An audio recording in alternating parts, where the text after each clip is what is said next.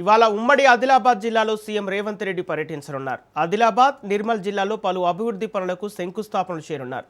సరస్వతి ఆలయ పునర్నిర్మాణానికి భూమి పూజ చేయనున్నారు. 225 కోట్ల రూపాయలతో బాసర ఆలయానికి సరికొత్త రూపు తీసుకురాబోతున్నారు. బాసర ఆలయ విస్తీర్ణం 3 రెట్లు పెరగనుంది. మధ్యాహ్నం ఆదిలాబాద్ జిల్లా పిప్పిరిలో నిర్వహించే బహిరంగ సభలో సీఎం పాల్గొంటారు. సీఎం రేవంత్ పర్యటనకు కట్టుదిట్టమైన భద్రతా ఏర్పాట్లు చేశారు.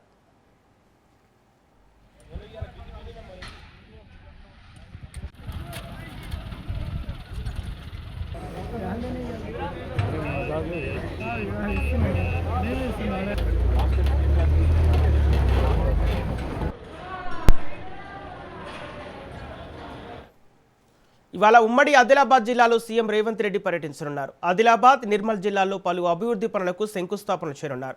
సరస్వతి ఆలయ పునర్నిర్మాణానికి భూమి పూజ చేయనున్నారు. 225 కోట్ల రూపాయలతో బాసర ఆలయానికి సరికొత్త రూపు తీసుకురాబోతున్నారు.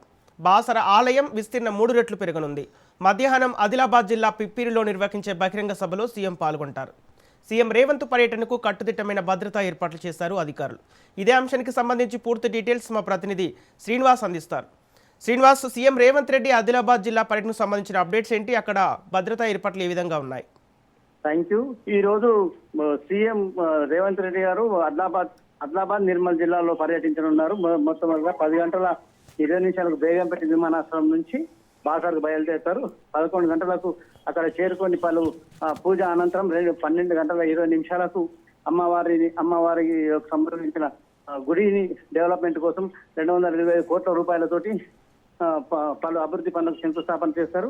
తర్వాత అంటే అక్కడ ఆలయాన్ని పెంచడం, మళ్ళీ అంతేకాకుండా కోనేరు విస్తీర్ణ చేయడం అనేది ప్రధానంగా ఉన్న అంశం తెలుస్తుంది మనకి ఇప్పుడు అభివృద్ధి పనులు.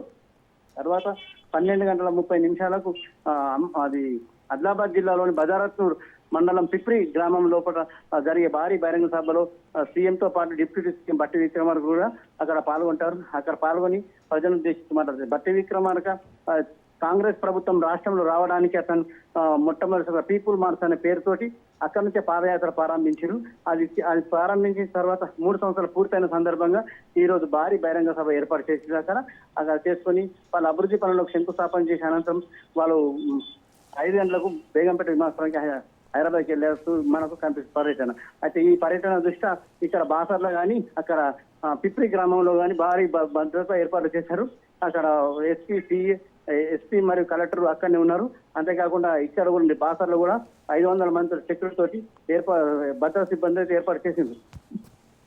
Okay, thank you Srinivas. How you can do మీకు ఐడియా ఉంటుంటుంది.